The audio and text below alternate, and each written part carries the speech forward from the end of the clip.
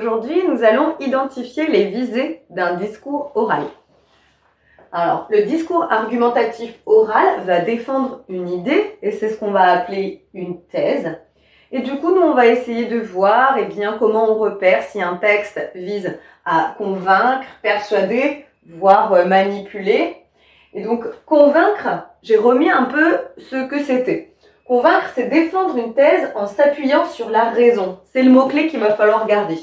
Ça va reposer sur des arguments et des exemples. Dans ce cas-là, quand on essaie de convaincre, le texte est clair et on emploie des mots de liaison qui sont des connecteurs logiques qui viennent articuler les idées. J'ai mis comme exemple une explication.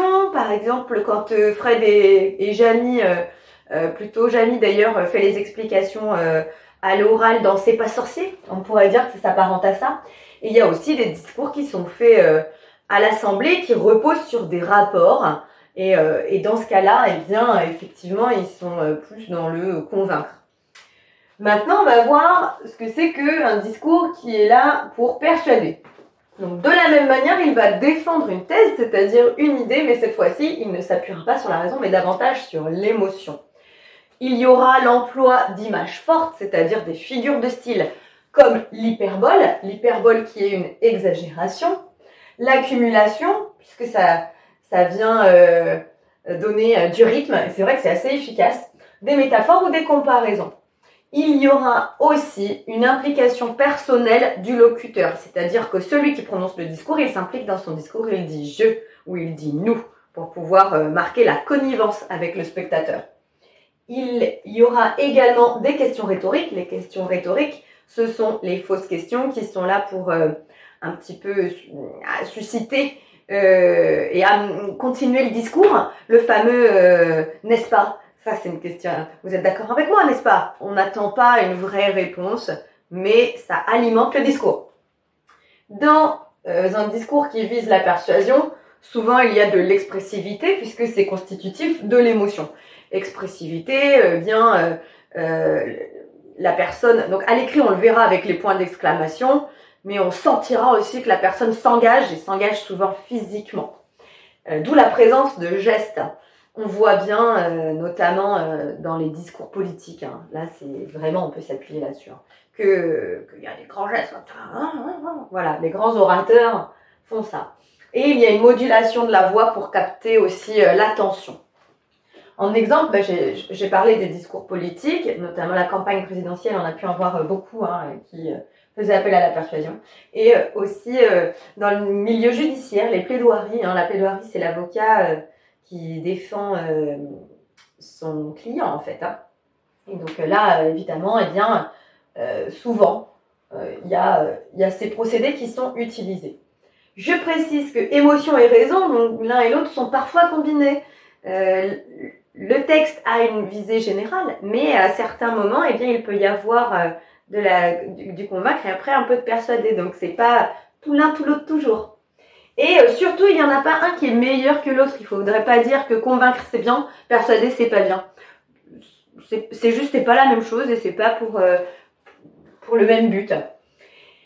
J'ai précisé également les différents types d'arguments que l'on pouvait trouver. Et à l'oral, on les retrouvera ceux-là. Je parle de l'argument d'autorité. L'argument d'autorité, c'est la référence à une œuvre connue, un ouvrage connu, ou à un proverbe, ou à une personnalité. Telle personne a fait ça, et comme disait machin, et ça c'est l'argument d'autorité. Il y aura aussi l'argument qui va reposer sur les valeurs que l'on partage tous, comme la justice, la tolérance, la solidarité. Je peux faire appel à ces valeurs universelles. Et il y a l'argument par les faits, où là je peux utiliser le témoignage d'un tel, des chiffres statistiques notamment.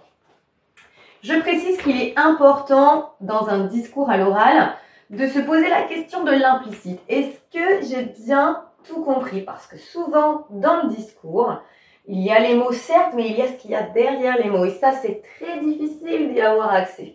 Donc il faut se poser la question, est-ce qu'il n'y avait pas des choses que je n'aurais pas comprises, qui auraient été sous-entendues, c'est ce que je mets là, ou en tout cas, est-ce qu'il n'y a pas de l'ironie à repérer?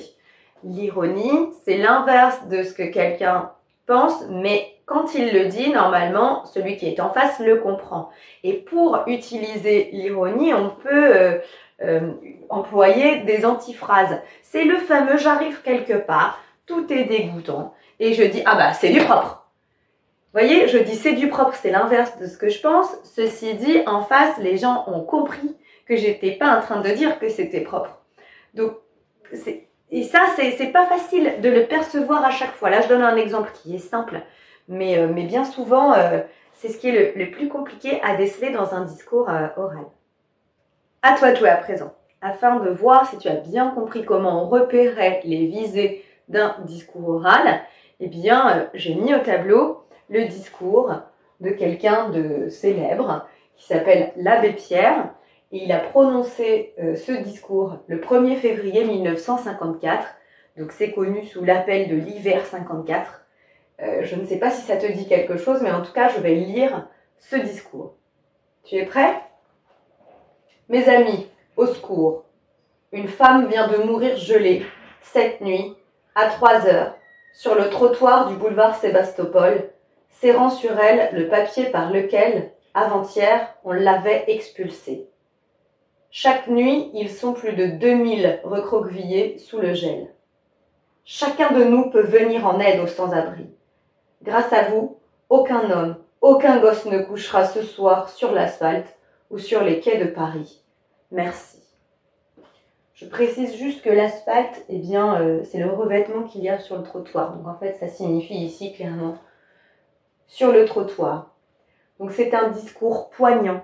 C'est un discours vraiment fort qui a été prononcé. Et on va essayer de voir justement si on comprend bien les objectifs de ce discours. Voilà. Donc ici, j'ai mis un petit paragraphe et il va falloir remplir avec le mot solidarité, l'hyperbole, argument par les faits, répétition, l'émotion, valeur et implique. On est parti. L'abbé Pierre dans le discours, parce qu'il dit « mes amis ». Alors, là ici, il s'implique, effectivement, il prend en charge le discours. Du coup, le fait qu'il dise « je », eh bien nous, en tant que spectateurs ou récepteurs, destinataires en tout cas de ce discours, eh bien, on voit que c'est quelque chose de personnel et ben, on prête davantage attention. Hein. Il emploie des figures de style comme, quand il commence là avec « au secours ». On pourrait dire quand même que ça c'est une exagération. Et donc c'est ce qu'on va appeler l'hyperbole. Hein. Voilà, donc il emploie une hyperbole, mais aussi, comme là, quand il dit « grâce à vous, aucun homme, aucun gosse », qu'est-ce que c'est ça, ce « aucun » ? C'est une répétition, c'est une figure de l'insistance, et on pourrait même appeler ici une répétition anaphorique. Son discours repose sur, on l'aura bien compris, sur l'émotion, évidemment. Moi, je le dis, c'est poignant, ça me touche particulièrement ce discours de l'abbé Pierre. Il utilise et là j'ai mis entre parenthèses, quand il parle de l'histoire de cette femme, et le chiffre. Qu'est-ce que c'est ? Un argument par les faits. Hop, voilà. Son but est d'amener les gens à faire preuve de... Évidemment, ici, il essaye de susciter une vague de solidarité pour pas qu'il y ait autant de gens qui soient à la rue, alors que c'est un hiver qui est particulièrement rude, il fait excessivement froid, cet hiver de 1954. Implicitement, donc là, cette histoire d'implicite que je disais tout à l'heure, il prend appui sur une valeur commune, effectivement ici, la valeur commune étant la solidarité. J'espère que c'est un peu plus clair pour toi maintenant. Allez, à bientôt. Maintenant que tu as tout compris, entraîne-toi en faisant les exercices ci-dessous.